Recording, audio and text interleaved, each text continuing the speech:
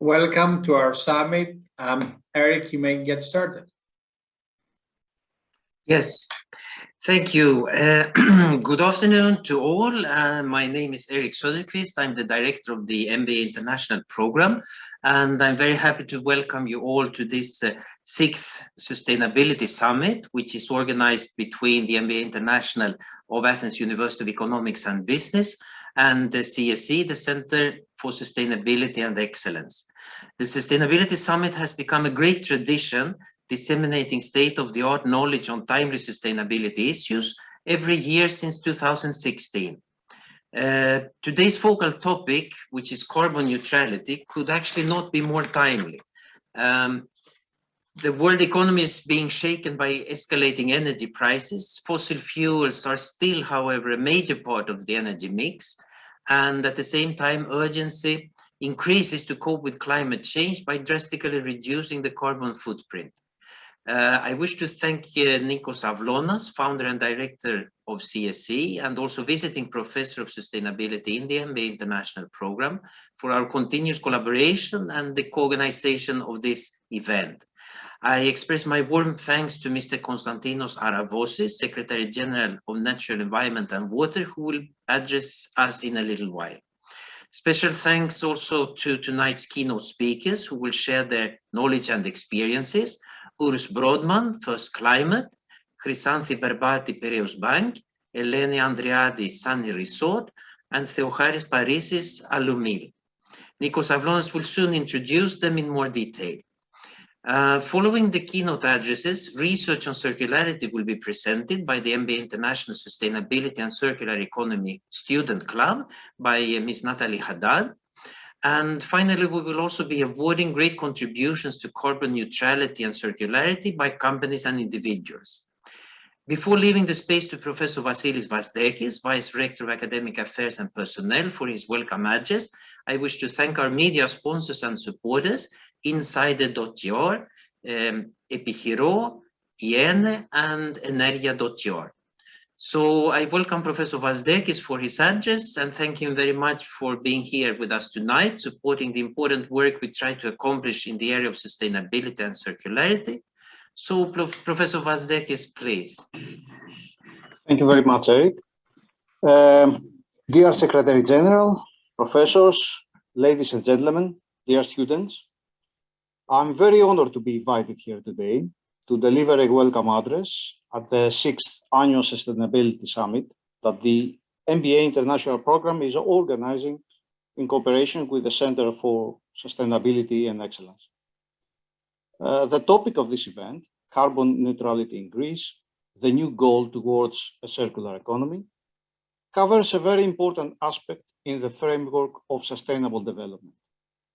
This is, I think, a strategic target of the Athens University of Economics and Business, as it is highly aligned with the core values of the university, which are academic excellence, innovation, internationalization, and social impact. Carbon neutrality and circular economy are highly connected with corporate responsibility actions, as they impact the environment, society, and economy in a significant way. The need for responsible actions, processes, and people towards carbon neutrality and circular economy from businesses is more timely than ever in order to achieve a sustainable future. I would like to congratulate MBA International and the Center for Sustainability and Excellence for their initiative to highlight this topic, bringing together the university, businesses, and organizations that share our vision and values lies in the core of the strategic priorities of the Athens University of Economics. As such, it remains our priority to shape responsible citizens that will influence and lead the global business environment in a sustainable way. I'm confident that the guest speakers will touch upon interesting aspects of this topic. Therefore, I will give the floor to the speakers to widen our views on the subject with their expertise.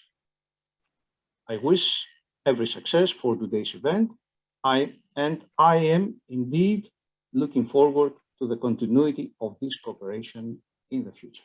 Thank you very much. Thank you so much, Mr. Vastakis and Mr. Soderquist. It's a pleasure to welcome you all in our annual summit. It's the 6th annual summit. It's a digital, of course, summit this time. Hopefully next year we're going to have a time to have an on-site summit as we did all these years. And it's a great pleasure to welcome you all. We have distinguished speakers from Zurich, from First Climate, but also from leading organizations on climate in Greece, such as Piraeus Bank, Alumil, and of course the Ms. Andreadi from the Sunny Resort. So we have pick up very careful our speakers in order to talk about the carbon neutrality topic. And of course, after this session, we're going to have a great pleasure to present you a unique research we did with the Sustainability and Circular Economy Club we have established in my course last year on circularity index. Because part of what we do in the international program is not only teaching sustainability, but also practicing sustainability and do innovative research that has never happened in similar areas in order to promote further the need for tools and findings on how we can move forward. And with that, I'm going to do a very brief introduction to the topic on carbon neutrality. I know some of you may be familiar with the topic, some of you may not. So let me say a few things about carbon neutrality and the importance of carbon neutrality. And I'm going to get started from European Commission. Probably some of you are aware that 2 years ago, there was a European Green Deal. Green Deal is a declaration that the whole Europe continent is going to become carbon neutral by 2050. And this is evidence that right now, carbon neutrality is one of the highest priorities of European Commission. And of course, together with carbon neutrality, we're going to have a ton of new legislation that is going to affect every business, including government organizations. It's also very interesting to share with you that recently, 3 months ago, in June 24, the European Parliament adopted the new climate goals, which has increased the current 2030 emissions reduction target, which was 40% to 55%. So we also have more work to do until 2030 in order to reduce further greenhouse gas emissions. Now, the good news is that the countries have been already started to plan accordingly on how to become carbon neutral, because this is what the European Commission wants. This is what the Green Deal is about. Already Sweden has created a plan how it's going to become net zero by 2045. Denmark, France, Germany, and Hungary, they also created and submitted the plans on how they can become neutral by 2050. Greece is creating the plan, so is working on this direction. But also there are many other initiatives, like a new one that has been recently announced on 100 climate neutral cities by 2030. And we know that some of the Greek cities has been already joined this initiative. So carbon neutrality today in Europe is one of the top hot issues on sustainability. And of course, there is a lot of legislation coming towards this direction. If we can move on to the next slide, we're going to see that also part of the Green Deal is the circularity, a circular economy, which is a very important policy for European Commission. And every country has to create a circular economy plan.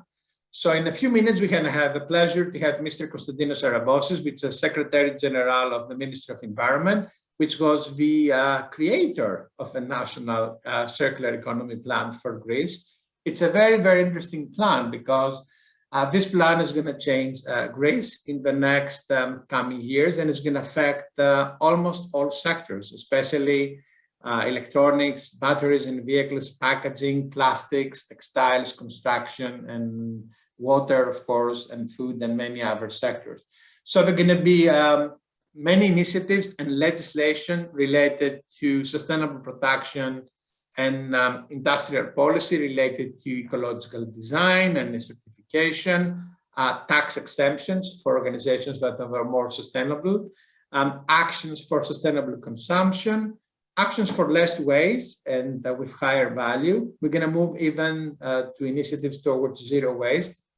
This is the plans of the National Circular Economy Plan and many, many other initiatives. So sustainability is here in terms of legislation, also in Greece, and it's going to be with us with more and more demanding legislation in the next coming 5 to 10 years. Next, please. So what is carbon neutrality? I know it's a buzzy term, you know, everybody likes this term, but no, not sure, many of you, you're not sure what it's all about. So carbon neutrality means having a balance between emitting carbon emissions and absorbing carbon emissions from the atmosphere. So the net balance is carbon neutral. So carbon is a very important, as we know, because of a climate change or climate crisis, as we call it, because climate change has been renamed as climate crisis the last years.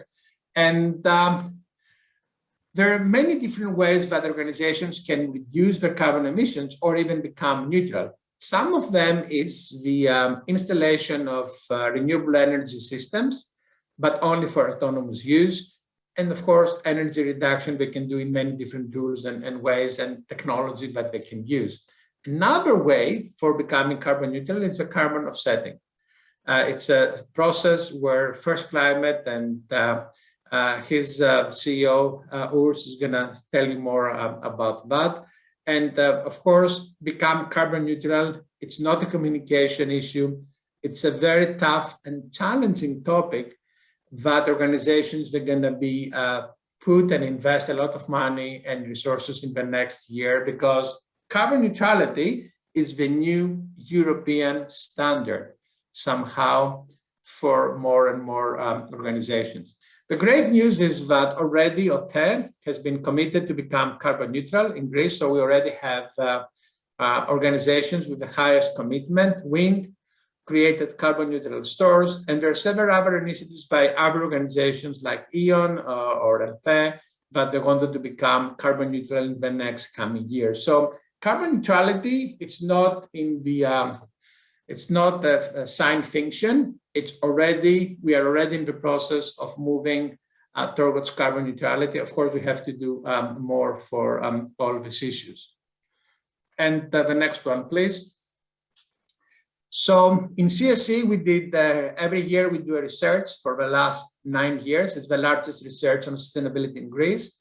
And the portion of this research this year, the findings came out in September, a month ago, was the following.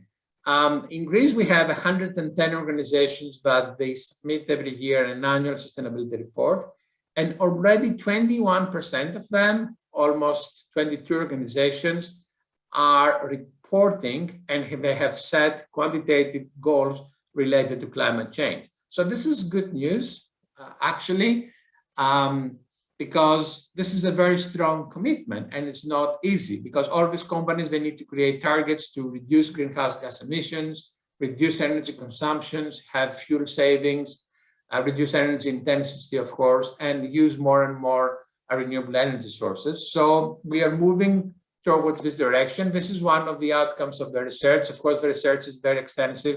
I just wanted to highlight that already there are 21 organizations that have created plans for reducing further the greenhouse gas emissions, and this is good news. But that's it with me. I don't want to say more. That was only an introduction on the carbon neutrality. We have great speaker with us today. And of course, I'm going to start from Zurich. Is with us Urs Brodmann is the CEO of First Climate. First Climate is a leading European organization that promoting carbon neutrality and carbon offsetting all around Europe and in some other areas around the globe. But before that, before Urs, of course, we're going to have a message from Mr. Aravosis, which is the Secretary General of the Natural Environment and Water, Greek Ministry of Environment and Energy. And he recorded the message a few hours ago before because he had to travel outside Greece. So we're going to see the message from Mr. Aravosis, which again created the National Plan on Circular Economy. let's see his speech. I would like to thank you for inviting me to the annual Sustainability Conference and giving me the opportunity to present our policy on the issue of circular economy. Circular economy is one of the main building blocks of the European Green Deal for a modern, circular, climate and neutral economy, which will be more competitive, resilient and safe. It is a sustainable development model which reduces pressure on natural resources, reverses biodiversity loss, and eliminates or reduces pollution. We all recognize that the current linear economic model based on extraction, production, use, and disposal is not sustainable anymore. Whatever was considered waste so far can now be transformed to a raw material for another production process. By this way, imprudent depletion of raw materials can be slowed down and environmental pollution and climate change can be restricted. We know that the extraction of raw material has more than doubled since 1990 at a global level, and it could double again by 2060 if current trends would continue. This continuing use of resources has generated multiple environmental impacts, including air and water pollution, waste generation, threats to biodiversity and greenhouse gas emissions, contributing to climate change. Further, we believe that circular economy is instrumental to achieve the transition of the industry towards climate neutrality, long-term competitiveness, and reduce dependency on primary raw materials. Also, it is a fact that digitalization is key to making the circular economy work by linking data to products and materials, and thereby enabling new business models, financial savings, transparency, and traceability. And in this spirit, fostering synergies between the green and the digital transformation is essential in order to unleash the full potential of digital technologies for environmental and climate change, and this is something absolutely necessary. We strongly believe that by the transition to a circular economy, we can face crucial environmental problems. So we can have a growth model that can boost investments, increase employment and well-being, and it can also contribute to the achievement of 2030 Agenda Sustainable Development Goals and climate neutrality target by 2050. To this end, in the Ministry of Environment and Energy, we are working hard towards rebuilding our economy and society in a sustainable way. We have already established two committees for the circular economy, one that is constituted by representatives of different ministries aiming at coordination of actions at national level, and the second committee is one which is the National Council for Circular Economy, which is an advisory board of stakeholders with regard to production sectors, and both of them support our ministry towards planning strategies, taking decisions and measures on circular economy issues. We have already a circular economy plan for Greece with the aim in implementing certain actions in a certain timetable. This action plan has derived after a consultation period with all stakeholders, and we had almost 400 proposals that we have brought together to come to the final action plan for circular economy, which will be the framework for the next 4 years. There is a European Union Circular Economy Action Plan that has been adopted in March 2020, and this new action plan of Greece includes a series of actions for the achievement of more clean and competitive Europe in cooperation with economic stakeholders, consumers, citizens, and the non-governmental organization. The aim is to establish a robust and coherent policy framework where sustainable products, and sustainable business models will be a usual practice. Meanwhile, at the national level, there are new pieces of legislation that have been developed in order to constitute a new national framework of policy related to circular economy. For example, we reviewed the waste management plan, we adopted the new national plan for green public procurement, there's a new law on single-use plastics, and especially recently, there's a new law also on waste management. Additionally, there is a live project on circular economy which spans for 8 years, total period, and it is expected that it will contribute also to the transition to a circular economy.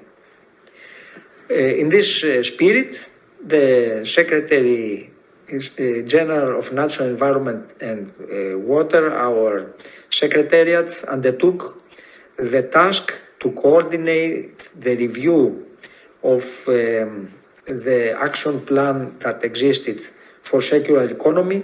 And in this new action plan, which covers the period 2021-2025, there is focus on production, consumption, waste management, and horizontal issues related to governance and administration. And also, in this action plan, there are products and services which are resource intensive and where we identify a high potential for circularity, such as electronics and ICT, batteries and vehicles, packaging, plastics, textiles, construction and buildings, etc. There we put an emphasis and there is a special plan. We are working hard towards rebuilding our economy and society in a sustainable way in the wake of the COVID-19 pandemic. We believe that circular economy can be the tool in order to achieve carbon neutrality in Greece and to achieve all the goals that have to do with sustainability. So I think the annual sustainability conference of 2021 will help us towards this way, and we would also expect the results of this conference to be given to our ministry in order for us to include these results and these proposals, the proposals that will come out in our policies. Thank you very much.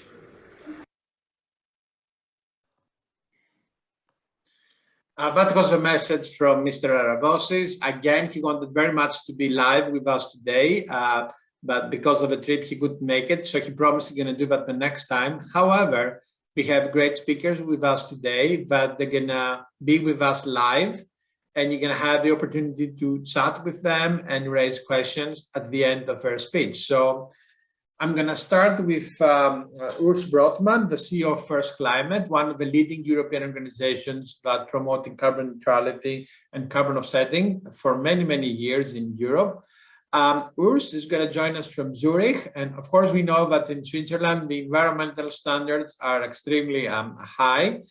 And of course, we're looking forward to hear his perspective on carbon neutrality. So Urs, would you like to turn on your camera? Thank you, Nikos. Can you see and hear me? Yes, we can see you. Great. So thank you, Professor Alonas. Thank you for having me, ladies and gentlemen. Good afternoon. It's a pleasure to be and speak on this exciting event. In the next 10 minutes, I will have the opportunity to give you some detail of how we understand climate neutrality at First Climate and how we help companies and governments also to achieve climate neutrality in practice.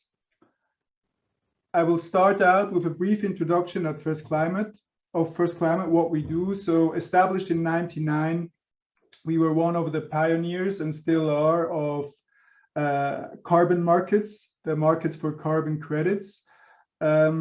we help our customers formulate and achieve their climate goals.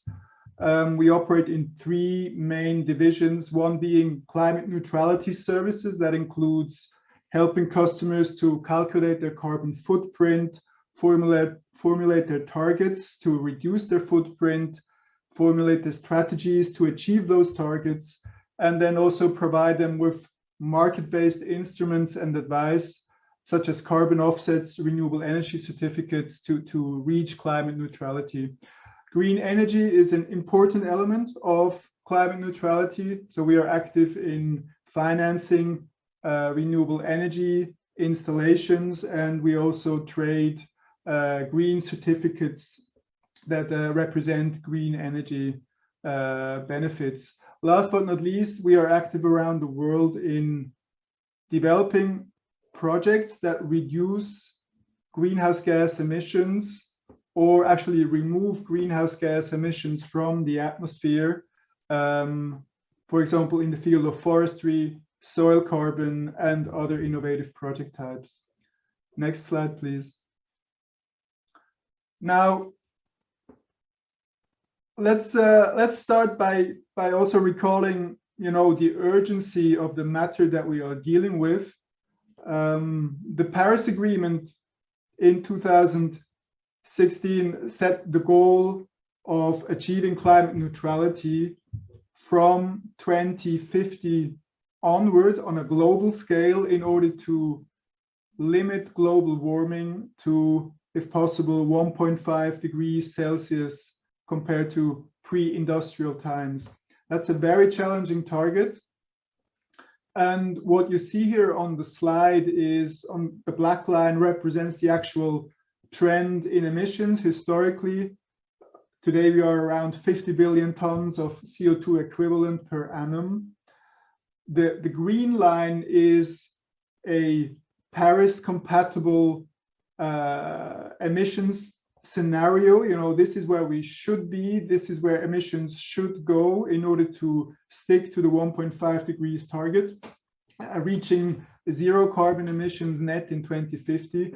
And the blue shaded area is, the actual commitments by the states, the countries around the world to reduce their emissions. So what you can see from the chart really is that there is today still a large gap between our ambition as embedded in the Paris Agreement and the actual commitments of governments and society at large to reduce their emissions. Next slide, please.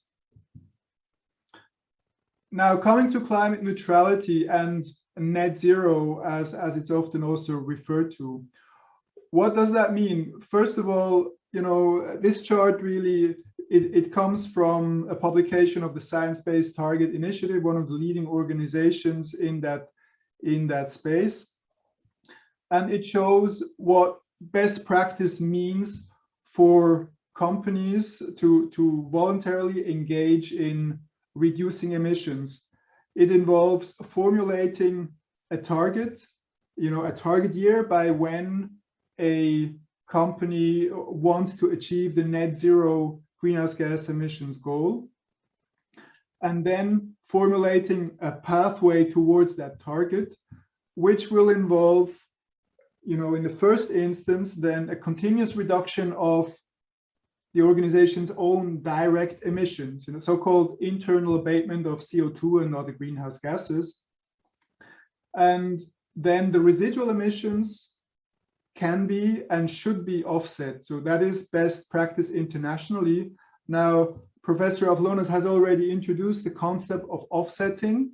In a nutshell, global warming is a global problem, and 1 ton of CO2 emitted or saved is the same, whether it's emitted or saved in Europe or elsewhere on the globe. And that is the basis for the offsetting concept, where then instead of reducing an organization's own emissions at excessive cost immediately, the so-called hard to abate emissions can be offset through emission reduction projects elsewhere that will be certified according to reputed standards, such as the gold standard or the VCS or other standards.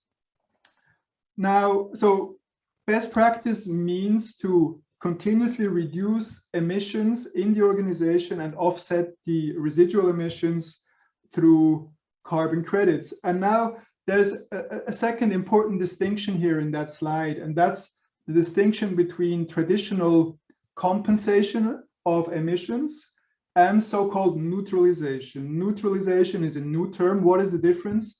Compensation means offsetting through credits from emission reduction projects. So a project that helps to reduce emissions elsewhere, whereas neutralization means offsetting through projects that actually remove CO2 from the atmosphere.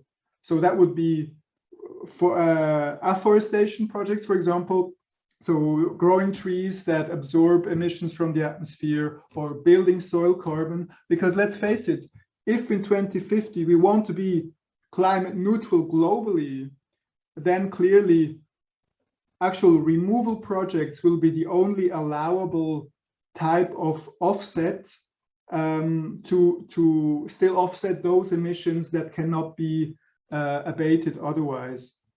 So what that means in the voluntary carbon market today already is that there is an increasing trend from traditional carbon credits that stand for a ton reduced elsewhere towards projects that actually remove CO2 from the atmosphere. And that includes biological sink projects. I've mentioned forestry and soil carbon, but it also involves increasingly technical sinks, for example, sequestering CO2 in concrete and other types of projects that we can talk about later. Next slide, please. Now, carbon neutrality and net zero requires action both at the level of policymakers and regulations, as well as on the voluntary level of companies and private individuals. I will give you a very brief overview of what's happening in Europe at the regulation level, building on what Professor Avlonas has already mentioned. Europe has adopted a net zero target already. Individual member states, 5 of them, have already formulated their net zero targets as well. Net zero will mean that the different sectors of the economy will continuously reduce their emissions also in Europe. And this chart here shows you an indicative breakdown as forecasted by the European Commission towards that net zero target in 2050. And what you can see at the very bottom of the chart is the actual absorption from the land use and forestry sector. So already today, forests do absorb a certain part, a certain amount of CO2 also in Europe, in the range of 200 to 300 million tons. And that is also scheduled and intended to grow that proportion. But the big cut or the big contribution towards net zero will inevitably have to come from a reduction in the actual emissions, and the build-up of removal activities, whether it's biological or technological, can only compensate in the long run those emissions which are really technically impossible to eliminate. For example, in the agricultural sector, certain emissions where today it's simply there are no technical solutions available to reduce, for example, or completely eliminate N2O emissions from fertilizers, just to mention one example. Next slide, please. Now, drilling a bit deeper, we've already heard about the 55% reduction ambition of the European Union by 2030. In July, the European Commission has tabled a very comprehensive package of policy proposals to reduce emissions in virtually all relevant segments of the economy. I'll walk you very briefly through the headlines here. So starting with the existing emissions trading system that today captures about 12,000 installations, large CO2 emitting installations such as power plants, cement plants, etc. There, the proposal is to tighten that system through a tighter emissions cap, phase out of a free allocation of emissions allowances, for example, to the aviation sector, including also the shipping sector. Importantly, also including new sectors such as the transportation and the building sector in a separate emissions trading system, so the cap and trade approach that already exists. That's one important building block. Another one is new financial mechanisms, including changes to the energy taxation directive, a carbon border adjustment mechanism where imported goods with a high carbon footprint would be taxed at the European borders in accordance with their carbon intensity. That's another piece of the puzzle. Then looking at the center, the proposal is to update targets, starting with the effort sharing regulation that allocates basically emission reduction burdens to member states, for all the sectors that are not covered by the emissions trading system. Land use change and forestry regulations. So there's an ambitious proposal to increase natural sinks and have actually climate neutrality within forestry and agriculture by 2030 as a whole. Stepping up renewable energy up to 40% by 2030. Energy efficiency, phasing out fossil fuels. And then to the right side, new and tighter regulations such as tighter standards for passenger cars, etc. Importantly, maybe for Greece in particular, the EU Fuel Maritime Initiative, so also the shipping sector, is facing increasing pressure to reduce its emissions. Next slide, please. Now, having touched upon the regulation, I'd like to come to voluntary action by companies and just illustrate that with one example that we have worked on ourselves at First Climate. S. Oliver is a fashion company, pretty big in Germany and other countries also. We helped S. Oliver through various services towards their climate neutrality goal, starting with helping them to calculate their corporate carbon footprint. Then we also calculated their product carbon footprint, i.e. we allocated the total emissions to specific products in their service lines. Then assisted in adopting a science-based target in line with the 1.5 degrees ambition, and finally helped them to offset emissions through the purchase of carbon offsets from dedicated, certified, high-quality carbon offset projects. Next slide, please. An example project here, just one out of the large scope of different projects available, relates to improved efficiency cook stoves. In Africa, Asia, and Latin America, large parts of the population today still cook with fuel wood. This fuel wood often comes from non-sustainable harvest, i.e. forests are being chopped down in order to supply the fuel wood, and switching to stoves with a higher efficiency, a lower consumption of wood, offers tremendous climate benefits, but more importantly also health benefits. Next slide, please.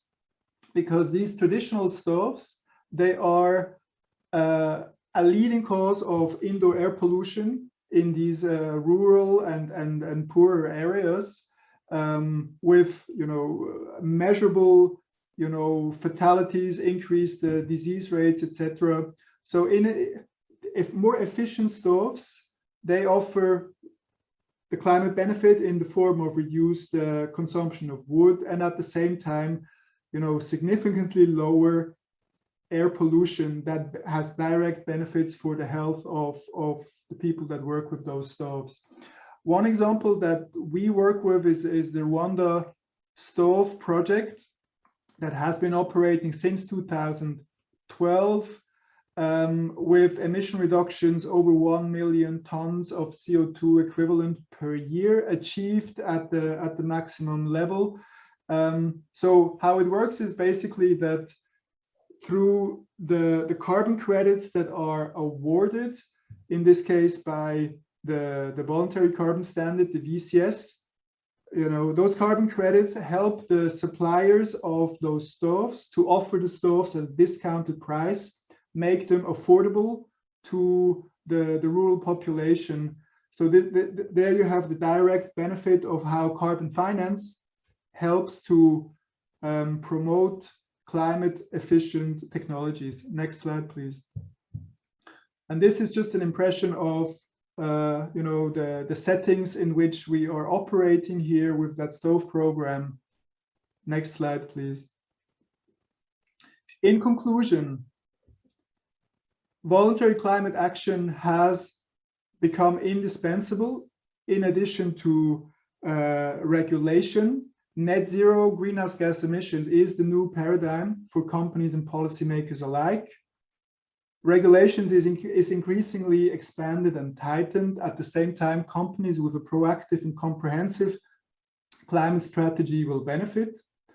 And greenhouse gas management and high quality carbon offsets are an integral part of climate action for companies today. Thank you. Thank you so much, Urs. It was a great pleasure to have you on board from Zurich today, and thank you for the very informative presentation about carbon neutrality and net zero emissions.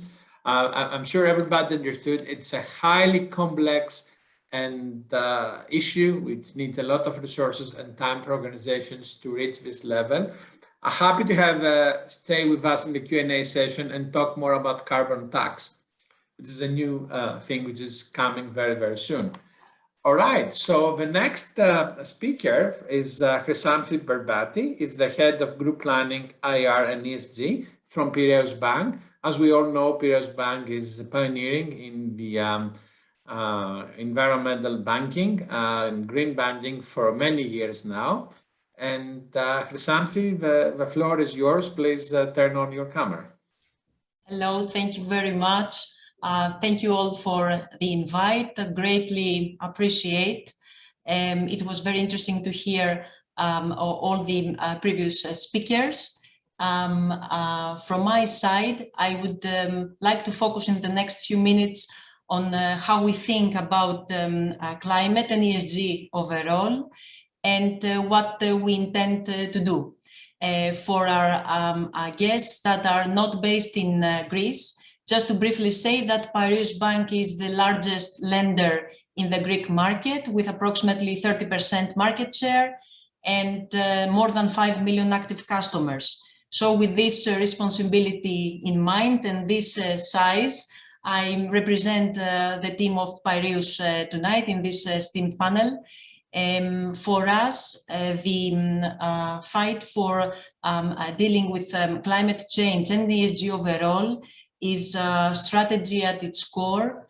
That is why almost a year ago, we decided, along with the very experienced team that was dealing with sustainable finance and the climate agenda in the bank, to assign a cross-functional team to work on what we need to do in the following 2-3 years and support the effort throughout under the sponsorship of the BOD and the Executive Committee. So we work very closely with business, of course, corporate banking and retail banking, but at the same time, very closely with finance and risk management, given the challenges that we need to address. And most of all, under the thinking that we need to measure everything, we need to monitor everything, and we need to communicate as detailed as possible our performance. To tell you that for us in Piraeus Bank, especially the E out of ESG has been a very long-standing journey for more than 10 years. It's actually one of the good parts of the legacy of the bank, and we have been at the forefront of the effort with many distinctions. I will not go into detail on this, however, because as I told you, we need to focus on what we need to do.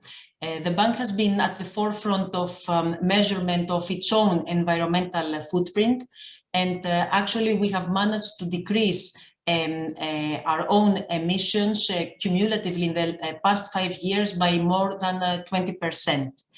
At the same time, we decided to further invigorate our effort, and we, under the umbrella of the United Nations, we co-shaped the principles of responsible banking back in mid-2019. Our CEO, Christos Megalou, at the time signed the principles, and we follow this path on our journey.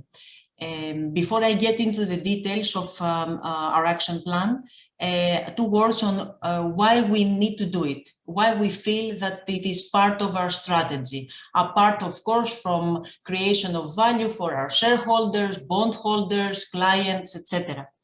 Apart from all the policies that Nikos Avlonas and Ernst Bertman discussed before, along with the Secretary General, we feel that it is the ask of society, most of all, our clients, the communities across our home country, and of course across the European continent. The recent events we had this summer, I think that left no one untouched, even the most cynics among us. I mean, the devastating wildfires and then the floods, etc. Apart from the ask on behalf of the society and the community, for us it is very important that we are the key intermediary in facilitating the transition the economy needs to do, businesses and households. And of course, I need to be very open and say that the investment community, as well as supervisory authorities, are very pressing in the ESG agenda. They demand from us transparency, tangible impact and measurement of all the actions we take in this respect. It is widely known that the large investment gap the Greek economy suffered after the multi-year economic crisis, coupled then with a crisis due to COVID, along with all the induced change we are facing now in the area of climate crisis, have provided a huge or massive financing gap that the Greek financial sector, of course, our peers also in EU face the same opportunity, needs to facilitate, needs to cover. Apart from financing, for us it is also very important to provide advisory to businesses and households, and also give them a good advice in terms of risk management and overall governance practices. Especially for the Greek landscape, I think that governance is an important element. We all know that the Greek landscape is quite fragmented, so we need to do work to bring and to reinvigorate best practice in the system with best practice in terms of governance and efficiencies. And this also correlates with the way we will deal with the climate crisis. Now, coming to what we have done. As I told you, for the past 10 years, we have been working on the environmental agenda. Our metrics are quite impressive up until now. For our targets, in terms of scope 1 emissions, the direct greenhouse gas emissions, our new target launched is for a 50% reduction by 2030. Whereas for scope 2 emissions, the indirect emissions that are associated with electricity consumption, I can tell you proudly that we will achieve this year, 2021, 100% electricity sourced from renewables. Now, the most challenging part for us, for the financial sector, as you know, is scope 3 emissions. So the part that has to do with the emissions of our clients, of our financed portfolio. In that respect, we have very vigorously monitored what we could up until now, and in all metrics we have year after year consistent reduction. but it's only part of what what comprises our financing portfolio. To give you some sense, we have monitored and benchmarked our retail mortgage portfolio. Up until now, it's approximately 10 billion of performing loans, and the investment and participations portfolio. Now, the target is early 2022 to be able to communicate to all our external stakeholders the Scope 3 emission target, the reduction target for the whole portfolio. Of course, as you understand, this needs a heavy investment in time, in effort, I mean, from the management team, along with the investment in infra and a data system. But it is something that we are focused on and we will do for sure. So overall, and this also correlates with the RRF Recovery and Resilience Fund kickoff for our country, which is a great catalyst. Our plan is that, again, in early 2022, we'll be able to discuss new targets for financing per sector and initiative tied with the pillars of RRF. So this is where we stand at this point. We have a lot of work to do, but it is good work, very interesting work, and it is under the pillars of ESG, namely interest for the community, solidarity, and purpose. So it's a very good opportunity for us to return value to the Greek society. This is all from me at this. Yes, thank you so much, Mr. Berbati. Thank you for sharing your goals and insights about how you can reduce further your carbon emissions. We all know you're doing a great job because you're setting the standards in the banking system in Greece. And this is, we all knew that, and we all want that, because when you're setting standards, the average they need to follow as well. And this is a great thing. Thank you so much. Stay with us in the Q&A sessions. And please, I would like to ask everybody, all the audience, to raise questions if you want. And we're going to bring these questions to our great speakers. So the next speaker is from Sunny Resort. So it's from tourism. It's Miss Eleni Andreavi, Group Director of Sustainability and CSR of the Sunny Resort. So, Eleni, could you please turn on your camera, and the floor is yours. Great. Hello, everyone, and thank you also for the invitation. I know we're running a few minutes behind, so I'm going to try and be as brief as possible. So I think the huge challenge here is, how does tourism play its part in this future that we all know is where we need to go, and the future that we all want, and how do we remain profitable in this environment. Next slide, please.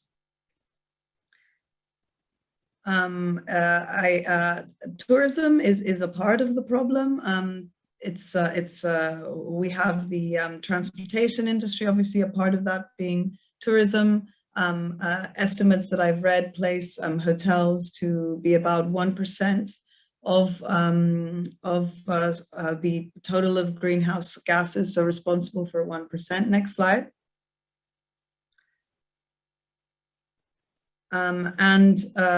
Climate change is putting in an increased pressure on, as we all know, energy demand, food, water, creating water scarcity, all things that affect our world clearly, but also the tourism industry. Next slide. I thought it would be interesting to very briefly mention a few points about our company. For those that don't know us, the group is Sunny Resort and Nikos Resorts.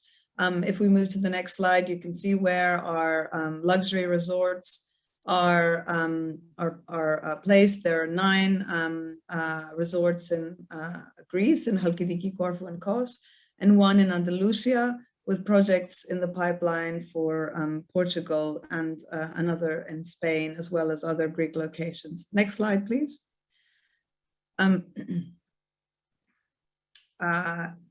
these are the locations. Next slide, please.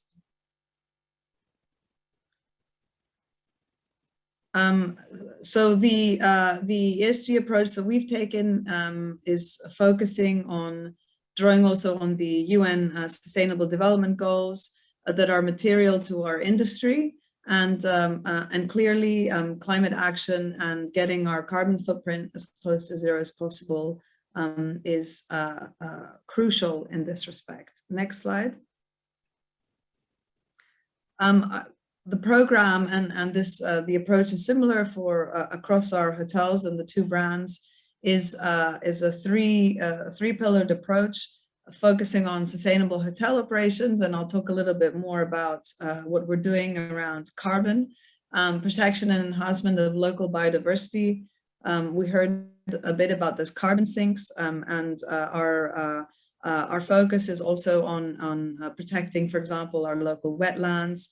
Marine conservation projects. We have partnerships with NGOs like IC, for example, in documenting the dolphin populations, with the Hellenic Ornithological Society for our wetlands and implementing measures to protect the wetlands, as well as tree planting initiatives in the past for forest fires, etc. And the third pillar of that is focusing on local community support, human capital development partnerships, and we partner and have a broad network of about 40 organizations that we work with in order to achieve these goals, as well as donations to schools, orphanages, and various other organizations. I think the term that's sort of gaining some traction is being net positive.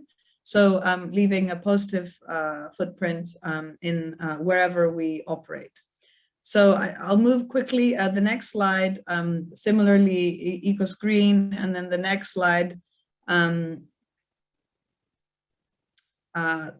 of our highlights. We've announced an ambitious. This is from 2020, which was a very, very odd year, as we all know, because of COVID. A very extremely difficult year, but we have 100% renewable energy sourced across all our hotels at Sani and Ecos. And obviously in 2020, we had a huge reduction in our scope 1 emissions, but this was obviously due to reduced operations largely, but also due to some initiatives that we're implementing. Next slide, please.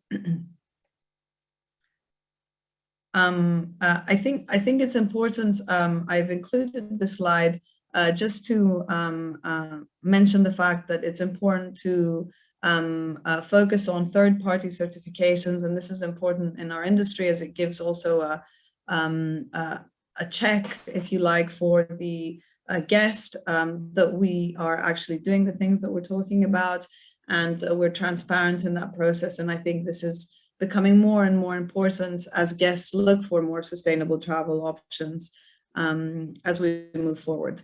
I'm going to quickly go through the next slides as well. And these are some of the certifications. I mentioned the wetlands project, and this is projects that we're involved with. This is coming up to 10 years now of our partnership in promoting and protecting the local wetlands that are under pressure, obviously from climate change as well. Next slide.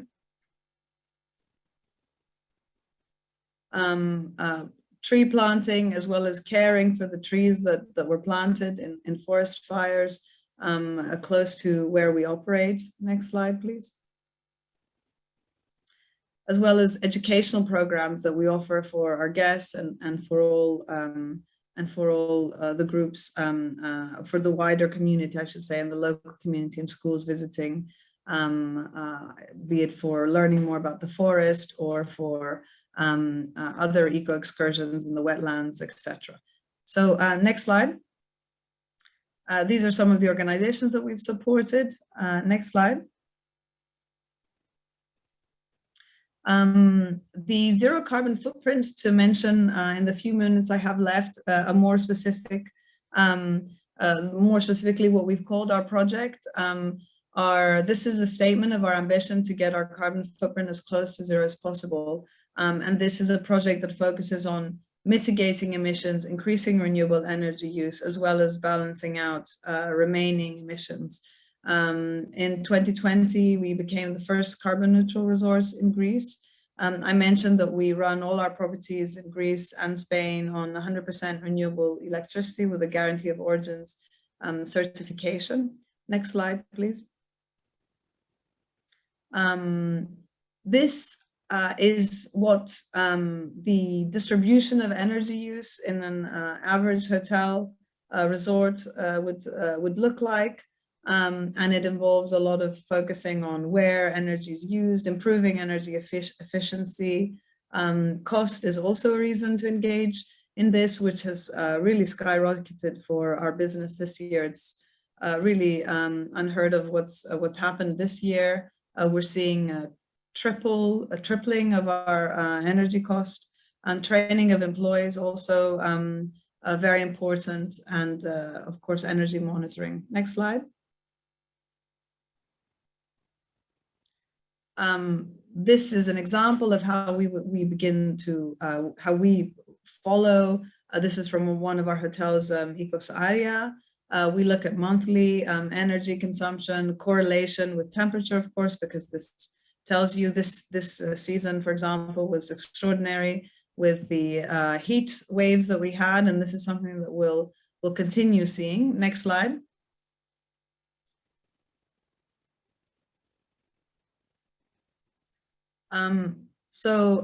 Something funny has happened to this slide for where I'm looking at it, but a roadmap, the roadmap that we're following is measuring scope 1, 2, and 3 emissions, and we've drafted a carbon reduction action plan for scopes 1 and 2. We're in the process of mapping out our scope 3 emissions.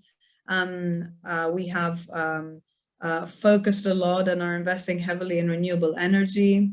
We've electrified our properties, and we're focusing on, we've eliminated petrol, diesel, and we're focusing on the elimination of LPG, replacing a fleet with electric vehicles, and focusing on food waste, which is another thing that's coming into the legal obligation as well.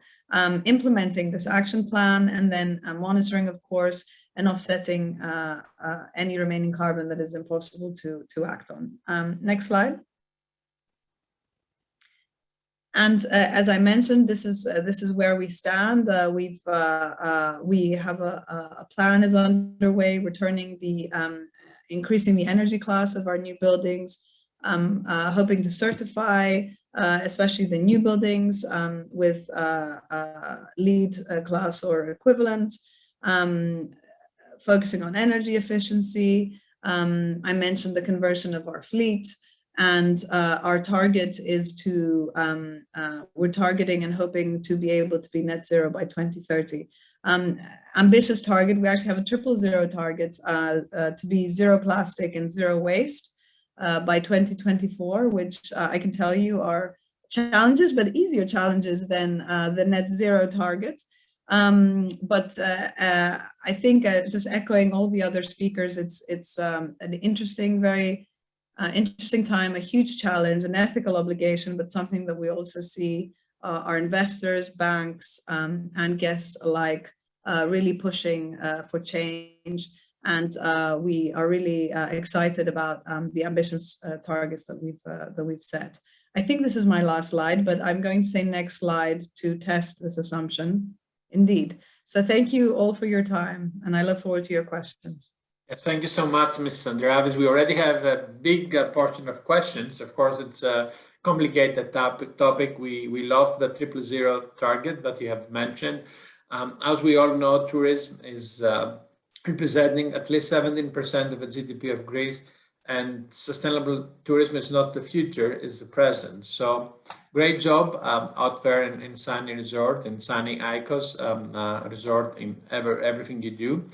And last but not least speaker is Mr. Theocharis Parissis, the Group Head of Marketing and Sustainability in Alumil. Let's see now a different perspective from a manufacturing firm. So, Mr. Paresis, would you like to turn on your camera and be unmuted? Can you hear me? Yes, we can, and we can see you. Can you see me as well? Yes.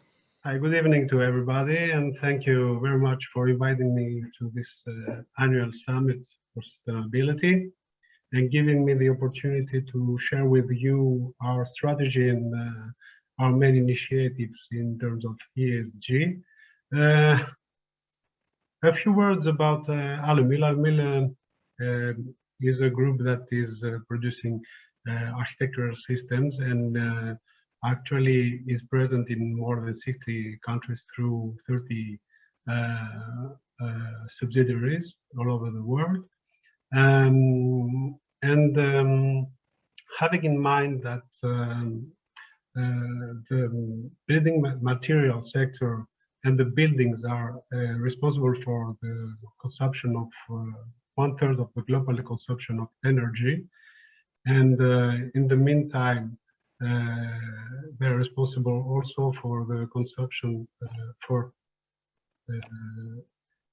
total direct and indirect CO2 emissions of 40% of the total CO2 emissions in the world.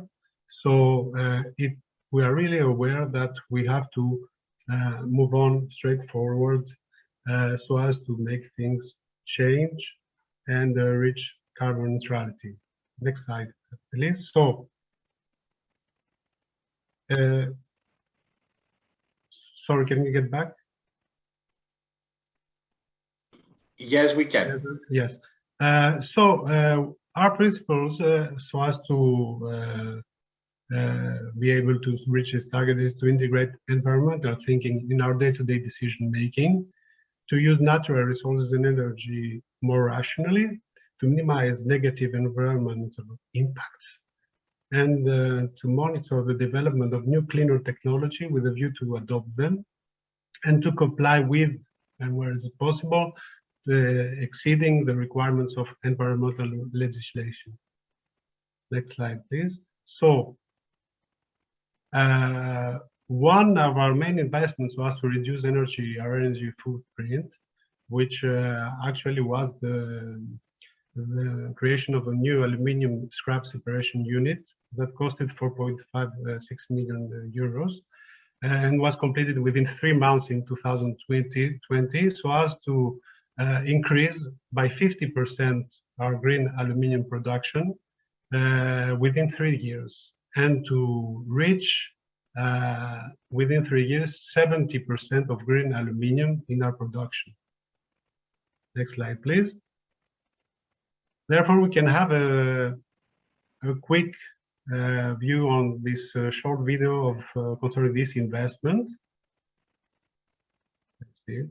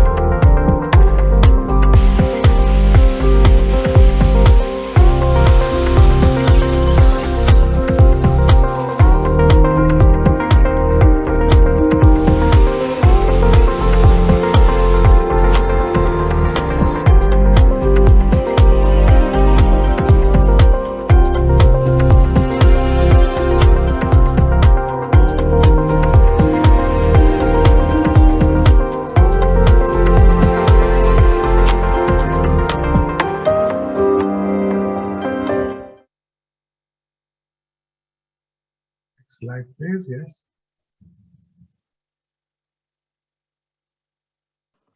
Moreover, what we've been doing in our premises is the use of renewable energy sources. More specifically, we've been installing panels, photovoltaic panels in our offices in Thessaloniki in 2021, which actually brings a total power of 50 kilowatt. The goal was to decrease our carbon emissions by 35 tons per year. Moreover, we are operating photovoltaic unit also in the company's foundry that you saw just before since 2014, which has produced actually 1.07 megawatt per hour, and finally we managed through this investment to save 447 tons of carbon emissions. Next slide, please. But as a company, our green thinking is not only focusing on in the production, but also the way we are designing the products, meaning that we are certifying our products with environmental product declarations. These are documents which disclose the product's impact upon the environment. And more specifically, this EPD generates a process that ensures the objective measurement of important environmental indicators through the life cycle assessment of a product. In the construction industry, EPDs promote the carbon emission reduction, as they make it possible to compare the impacts of different materials and products in order to select the most sustainable option. More specifically, these declarations are being used so as to get the LEED certification and moreover other kind of certification for green buildings. And this is essential because due to the fact that, as we already mentioned, the buildings are consuming about 40% of the energy globally. You can imagine that it is really, really important. Next slide, please.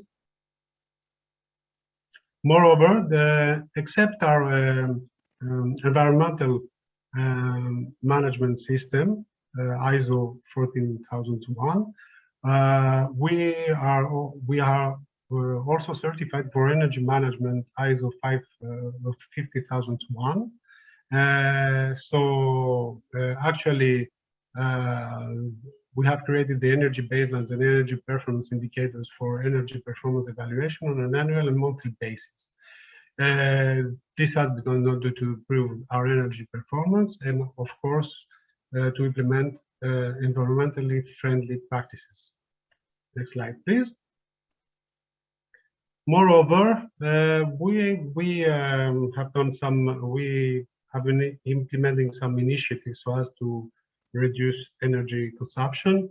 More specifically, we have replaced high-pressure sodium bulbs with more energy-efficient LED bulbs. The estimation is to save about 130 tons of carbon dioxide per year in the extrusion unit, and also to save 11 tons of carbon dioxide per year in the anodization unit. Next slide, please. Moreover, recycling and environmentally friendly processes are really important, and the water recycling for us is really a great issue. So actually, we have managed to decrease water consumption by more than 80% in the extrusion and anodizing lines, and by 40% in the powder coating line. The wastewater treatment method used at the facility is the neutralization method by mixing acidic and basic flows, since the powder coating unit's wastewater does not contain any hazardous substance requiring special treatment. Next slide, please. And moreover, the recycling and environmentally friendly processes require the use to take care of the use of chemicals. More specifically, we were the first company to use entirely TGIC-free surface treatments, meaning chrome-free surface treatments. And we have reduced the use of chemicals in the liquid waste disposal process through the upgrading of our powder coating lines. Next slide, please. And one of our main goals also is to increase voluntarism. So for that purpose, we have created a team of green ambassadors in Alumil. This is a group of employees with the scope to promote green practices, raise awareness among colleagues, around environmental issues, to encourage colleagues to adopt ecological habits, and to create sustainable working environment and a green corporate culture. We're doing one meeting every month, and we're discussing about green ideas to implement them. We organize also educational seminars by external groups, and we implement green actions such as beach or lake cleanings. And we are also trying to push our partners and clients to do so. Next slide, please. Moreover, we are taking some social actions with environmental impact. One example is the cleaning of Thessaloniki seawater in Thermaikos Gulf, which was a sponsorship of the anti-pollution vessel Alkipi that cleans the sea surface from plastic or non-plastic objects and the phytoplankton. The duration of the project was 4 months. Next slide. And the last recycling, which is really important for the companies, and what we did in our premises is to recycle old electrical devices, aluminum capsules, paper, plastic, and glass. And moreover, we are collecting old clothes in a special box for donations. This was all from me. Thank you very much. Thank you so much, Mr. Paresis, for sharing all this great job you're doing in manufacturing sector. It's very demanding sector in terms of energy, I'm assuming, and reducing carbon. It's not easy. It requires a lot of investment, long-term. We're striving for this, definitely. Okay, that's great. Now we are in the process. We're going to have a 6-7 minutes Q&A session. So I would kindly ask you, all of you, to turn on your cameras and be able to join the very brief Q&A session. So please turn on your cameras and join our session. I'm going to start with a question for Urs. Urs, carbon tax, European carbon tax is coming. Would you like to tell us more about that and what it means for organizations that are creating, manufacturing organizations that are creating products? How are we going to be involved? Thank you. Maybe briefly, of course, it's in the process of creation of carbon tax. Exactly, and maybe I did not express myself very accurately in the presentation. So, to my knowledge, there is no plan or proposal on the table for a Europe-wide carbon tax.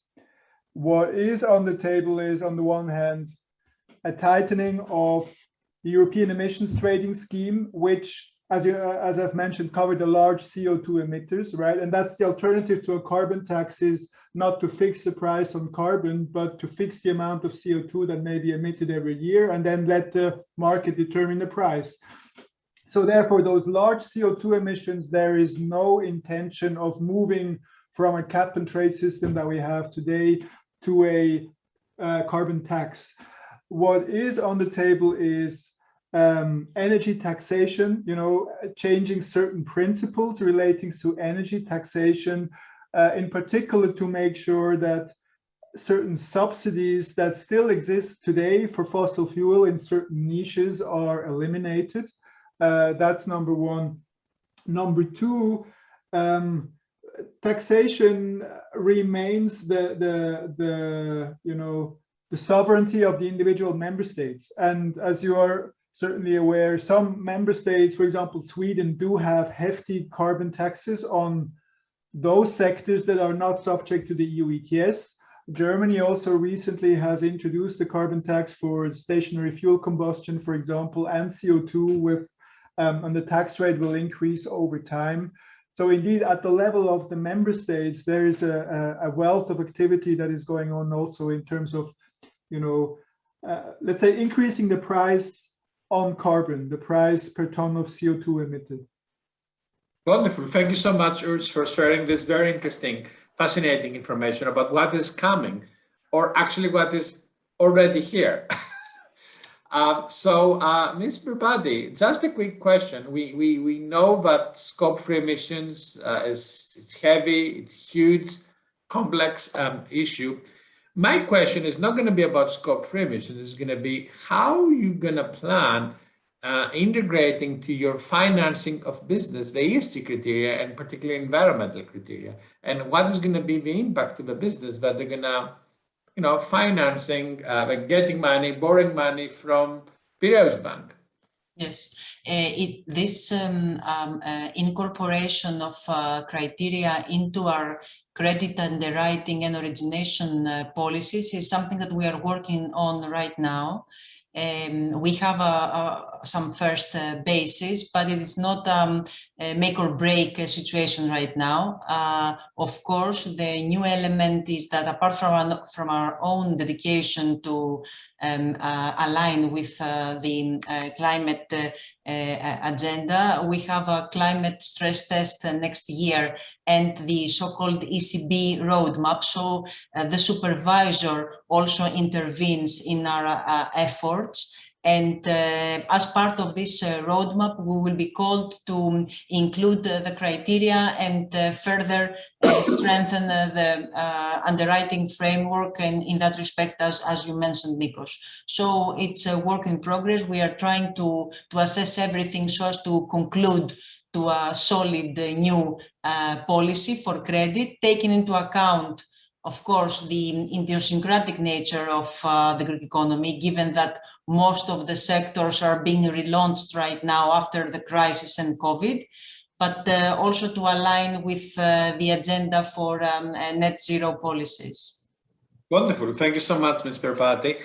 There is a question from our audience, and I believe Ms. Andreavic may answer that. At least they can serve her objective.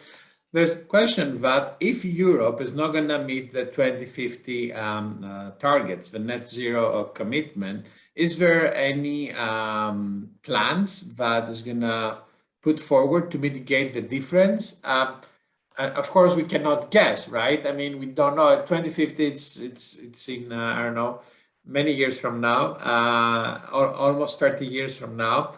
Ms. Andreavis, what do you think? What's your personal perspective here?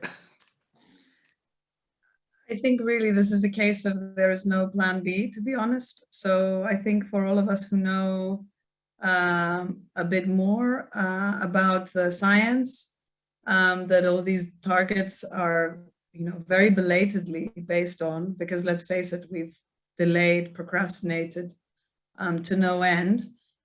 It's really come to no plan B unless there is some miraculous technology that comes to our rescue. So I would say let's focus all our efforts to making this a success.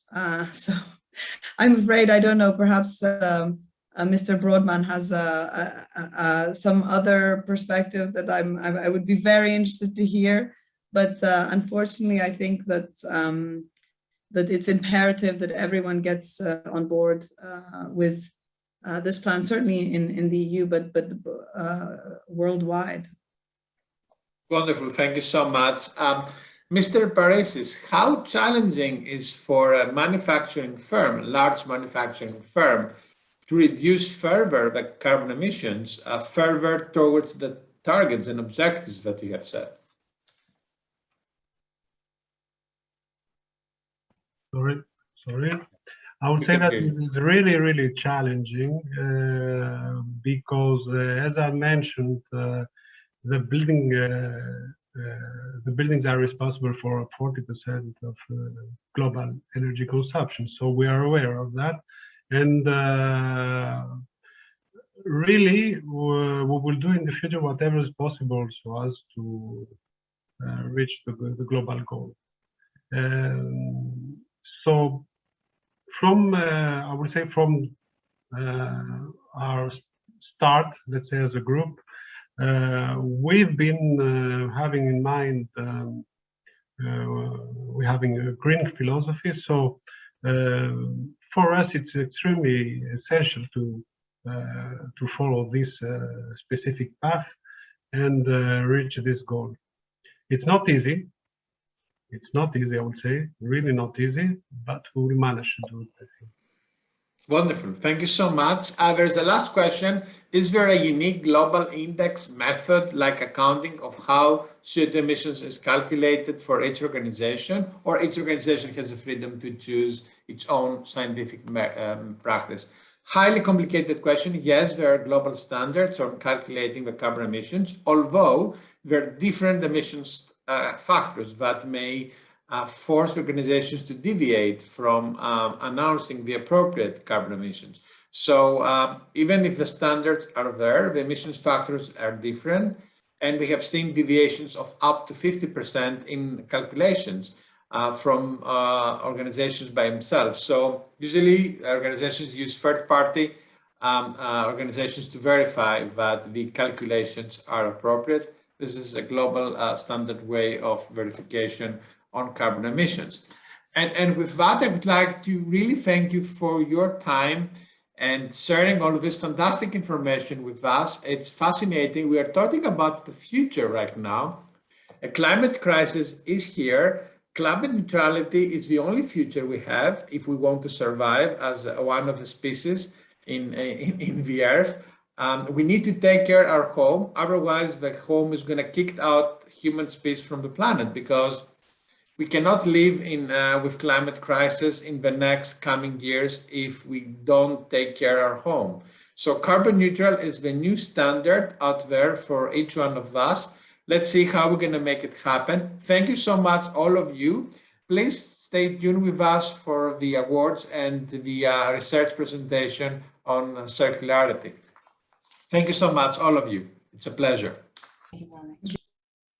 Wonderful. So yeah, we are moving to the presentation from Miss Natalie Haddad. Natalie, you have around 6 minutes to summarize the presentation. We have created the Sustainable Development and Circular Economy Club last year. We did a very innovative research last year on greenwashing and greenwashing index, first time in Greece. Now we move on to circularity.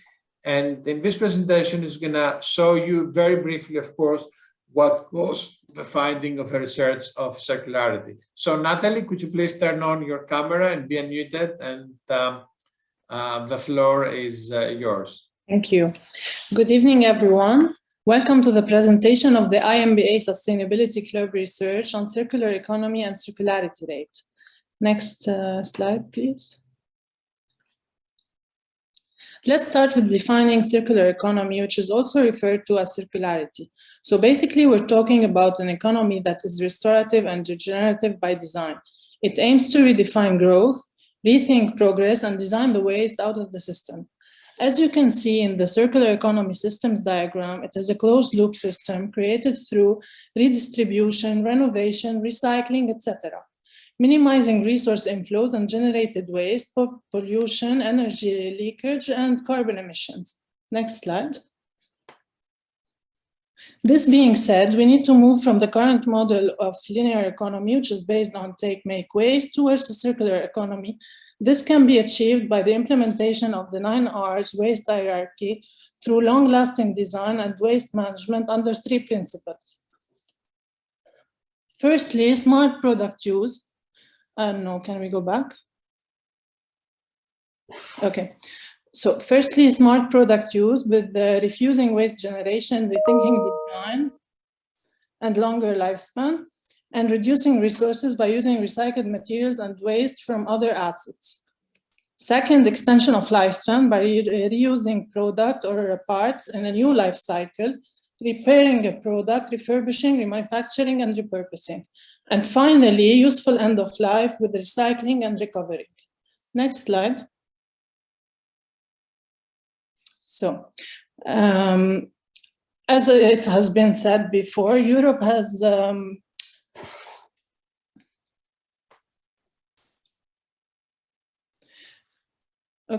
Europe has already prepared the ground for this transition, and we can see here in the slide the laws that has been passed in Greece regarding plastic, packaging, and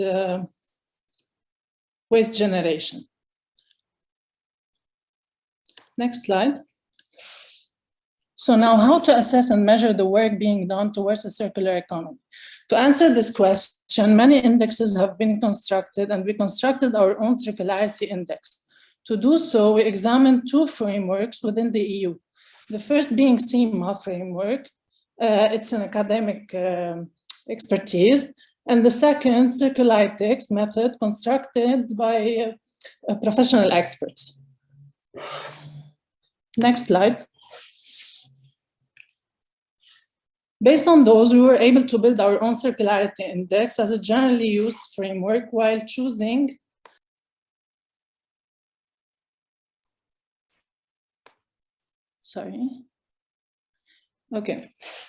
So we're able to build our own circularity index as a generally used framework while choosing the overlapping factors to the proposed item. 5 families have been identified to apprehend the development in capturing the value of the product across its life cycle with 13 embedded factors. The final circularity percentage is based on 2 data sets, with the first being the weight of each factor that is based on a scale of 1 to 100, after prioritizing the importance of each. The second data will be the scoring out of 5 based on the criteria table. By simply multiplying those scores by the weights, we get the sum product, which is automatically translated into a percentage based on the number of factors that have been identified. This will be observed in the next slide, where we will showcase some examples. But before moving forward, I will explain briefly the scoring procedures, which will be based on predefined criteria, as seen on the right-hand side table. Each factor is described for the reader to grasp the meaning of it with a description for each score. Next slide. As an example, we can see here the first criterion focusing on the circularity within the design, which is described as incorporating the circularity principles in the design phase of the production life cycle. The long-lasting design factor focuses on either prolonging the lifespan of the product or reducing the materials required in its production. Here we can see that a score of 1 will be given for a design that prolongs the lifespan by half of its original or reducing up to 19% the raw materials required. Progressively, we reach a score of 5 that is dictated by prolonging the lifespan by 5 times and or reducing the materials required by more than 80%. This phenomenon is applied across all 13 factors in the detailed scoring criteria table. Next slide. Moving onwards, we have implemented the constructed index on 3 different industries to examine the differences. And it is important to realize that they are justified based on the industry, since the nature of business calls for different materials with restricted development in this domain. A company we have chosen from the carpet industry has excelled with 99% circularity rate, and in particular when it comes to the design of its products. Basically, they were able to transform the traditional production into a much more efficient manner, and all thanks to the design that helps eliminate waste and capture what is left to be re-injected in their production. The soda industry, as we can see here, has marked 75%, backed by the developments in cutting waste through more advanced manufacturing techniques. However, we recognize that the long-lasting design is pulling the score, but there are hopes that the gap will be minimized with years to come. Finally, the tire industry expectedly scored a low mark of 40%, despite efforts being put across several factors. This can be attributed to the nature of this industry that might be challenging, while mentioning that investments are underway to identify opportunities in circularity. This can be complemented by the fact that recycling has been improved over the past 10 years, with a rate reaching 90% for end-of-life tires across Europe. Next slide. To sum it up, the idea of a more sustainable circular economy is gaining traction. However, the implementation calls for fundamental changes throughout the whole system. In our research, we created a tool to measure circularity rate, a tool among others that already exists, that can measure the efforts being done towards circularity and call for improvement. Some recommendations from our part: first, to set up the master plan that outlines the step-by-step process in a timely manner with predefined objectives. Second, are the government investments to create the required environment in terms of the infrastructure and assistance to the SMEs. Third, focuses on the collaborative competition instead of differentiation for the greater good. And finally, cultivating circular economy mindset on an early stage through education. That's all from our part. Thank you for your attention. Thank you so much, Natalie. I know you did not have a lot of time, but I think the examples with the tires, the soda, and the drink, and the carpet show an example of how circularity index can work out. So you set up criteria, you did the research and you identified that some products are more circular than others, and this is very interesting. But also, this index can be used by all organizations, and we can share this presentation, of course, to all our speakers in order to find out how circular is their own product, right? And what they can do further in order to improve the circularity rate. It's a long discussion. Thank you so much for the great job you're doing. And we're moving now to the awards. And every year we want to recognize initiatives that are good for the environment, good for the people, and good for the circular economy. And Eric Sodrukis is going to lead this session. So Eric, could you please turn on your camera? Yes, thank you very much, Nikos, and thank you, Natalie, for this presentation. Very proud of the work done by the students. There were also Nikos, Omar, and Nancy involved in this study in particular. So thank you very much. And we have heard very, very interesting presentations from our keynote speakers. And we now move into this final part, which is related to the awards. So we'll have even more examples of different practices.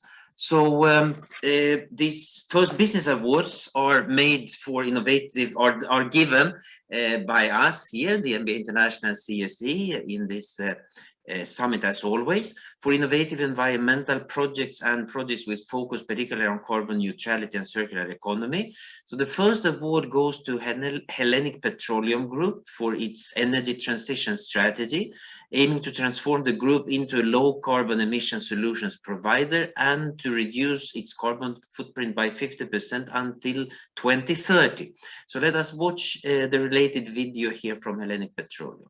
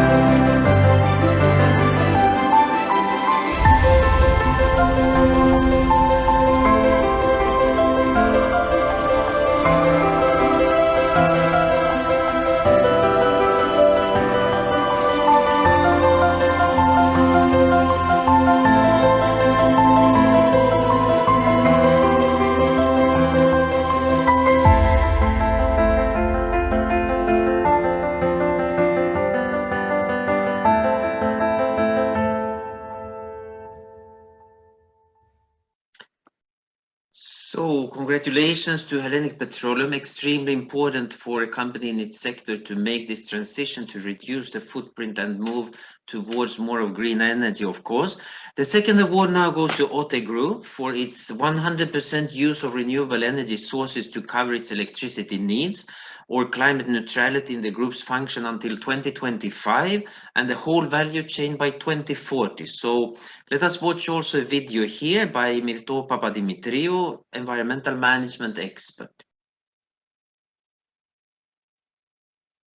Σας ευχαριστούμε πολύ για την τιμητική αυτή διάκριση. Ο όμιλος ΟΤΕ έχει επιλέξει εδώ και πολλά χρόνια το δρόμο της βιώσιμης ανάπτυξης και έχει δεσμευτεί σε φιλόδοξους στόχους για την αντιμετώπιση της παγκόσμιας αυτής πρόκλησης της κλιματικής αλλαγής. Έχει δεσμευτεί στη χρήση ανανεώσιμων πηγών ενέργειας για την κατανάλωση ηλεκτρισμού από το 2021, στο μηδενισμό των εκπομπών από την κατανάλωση ενέργειας έως το 2025 και στο μηδενισμό του συνολικού ανθρακικού αποτυπώματος και στην αλυσίδα αξίας έως το 2040. Έχουμε ήδη πετύχει την κάλυψη κατανάλωσης ηλεκτρισμού στα δίκτυά μας και τις εγκαταστάσεις μας από ανανεώσιμες πηγές ενέργειας και αυτό αποτελεί έργο μιας μεγάλης ομάδας που με υψηλό αίσθημα ευθύνης υπηρετεί αυτό το σκοπό για να κάνει έναν κόσμο καλύτερο και πιο πράσινο για όλους μας. Σας ευχαριστούμε. Warm congratulations to OTE Group for these initiatives as well. The next award now goes to Mega Disposables SA for their Act Green program, aiming to create positive sustainability impact through the 3 pillars: redesign, reduce, recycle. We are showing here a few slides from Mega Group.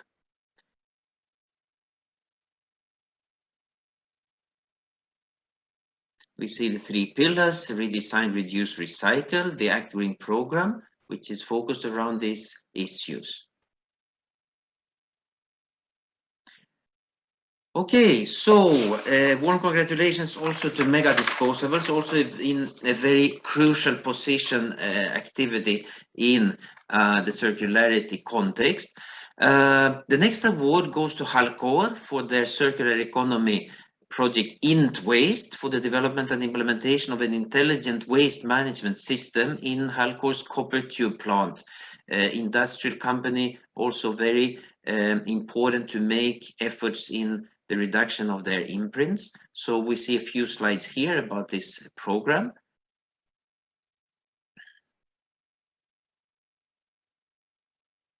Research, create, innovate. It has been a stepwise approach to drive through this project, also based on sustainability goals, UN SDGs. So congratulations to Halcor, very important impact of these initiatives as well. Next award goes to Analia, the Greek NGO with an important vision for its Mediterranean cleanup program. The program trains and encourages fishermen to collect and bring back the plastics in the sea, accumulating thousands of kilos daily.